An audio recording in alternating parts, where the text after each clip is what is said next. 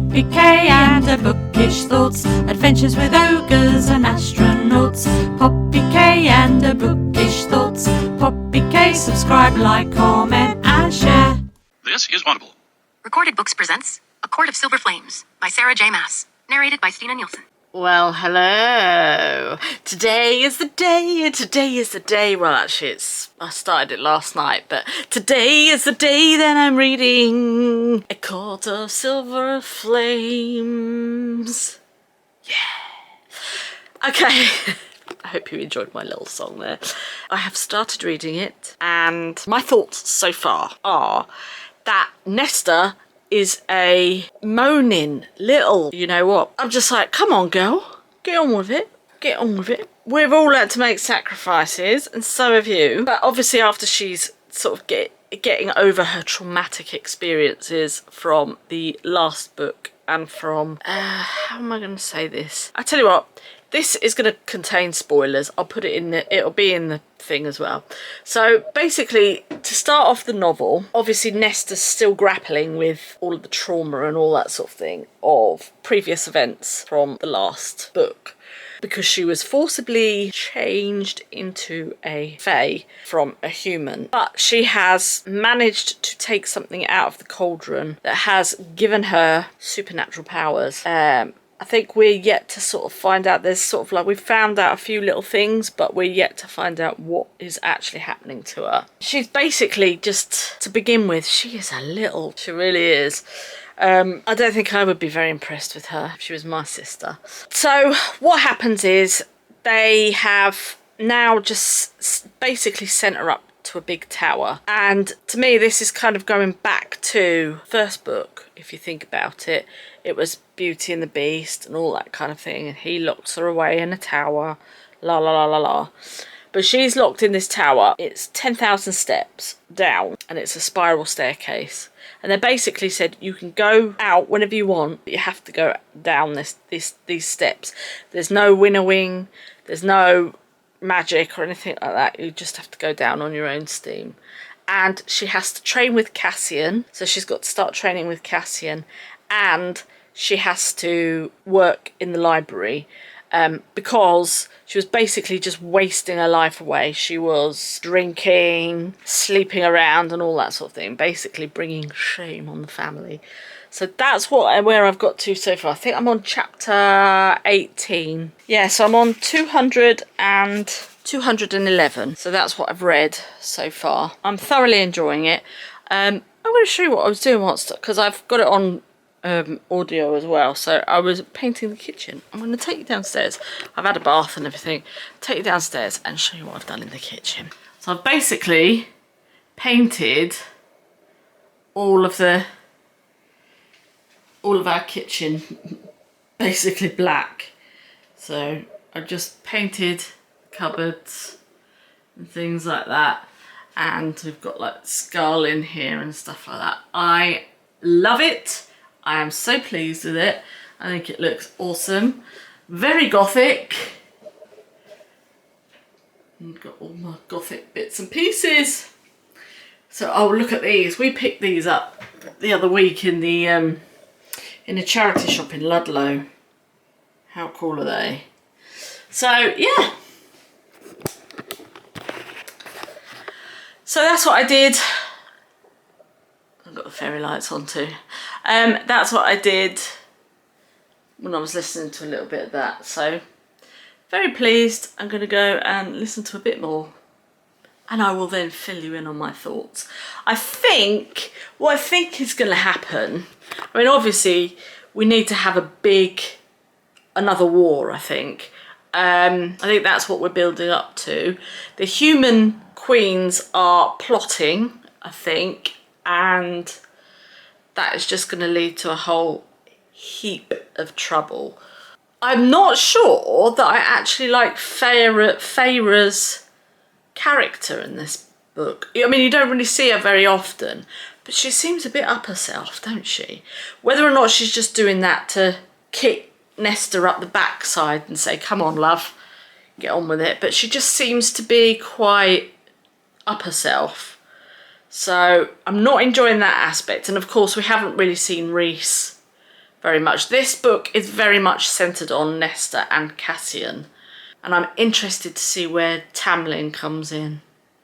So that's quite intriguing, so we'll see what happens. Hello, another beautiful day in paradise. I am about halfway. Sorry about the angle of the thing. I'm just cooking some chili and then I'm about to go out. Yeah, I'm about halfway. Well, I've just started on part 2 of the book. My God, this book I think is worse than, as in for smut, I think it's worse than Crescent City. I couldn't believe it. My eyes were deceiving me. Yeah, enjoying it so far. I cannot wait to see what actually happens, and everything's gonna come to the end. So I'm really looking forward to that. So hopefully I'll get it finished in the next couple of days. It is glorious outside. So I've just finished work. It's Friday. I've got my hat at a jaunty angle, which can only mean one thing. We are off out. So I'll probably take you with us as well. I think we might be going to Worcester. Just depends. I'll see you in a bit.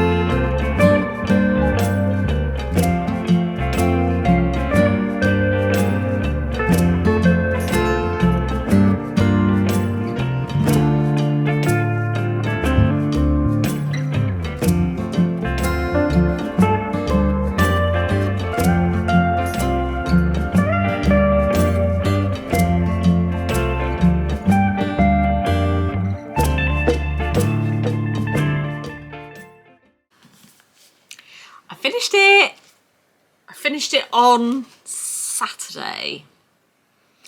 Oh my goodness. The whole series is done. I must say, I have enjoyed this series extremely. For the second time, the rereading, and then this is the first time I've actually read this book. So my thoughts on this book and on the series as a whole, even though I've already read the first 4 books, I decided I would read this to finish off the series because I really felt like I needed to finish off the series. I must say, the series as a whole I absolutely love, and I would definitely reread the whole thing again. I'm going to keep the books. I'm going to see if I can get... I've got the old copies here, and then I've got these, but I hate the fact that this is different to the older ones, but what you're going to do. Anyway, that, you know, beside the point. This book focuses more on Nesta and Cassian, and it is about Nesta's journey after the horrific tragedy that happened in the Court of War and Ruin after the war, when she was basically dragged to the cauldron and made into a fae alongside her sister, Elaine. So we're following her at the beginning. She basically lives a life of debauchery. She drinks, she sleeps around, and she's bringing a bad name upon the family. So they send her up this staircase into this house, and they say, right, you have 2 choices. One, you can go and live with the humans and carry on living the way that you're living, but you can't do it in our city. You have to go and live with humans. Or you can stay in this house. You are not to drink or, you know, basically have any fun. You are to train with Cassian, build up your, you know, strength and all that kind of thing, mental abilities and all that sort of stuff.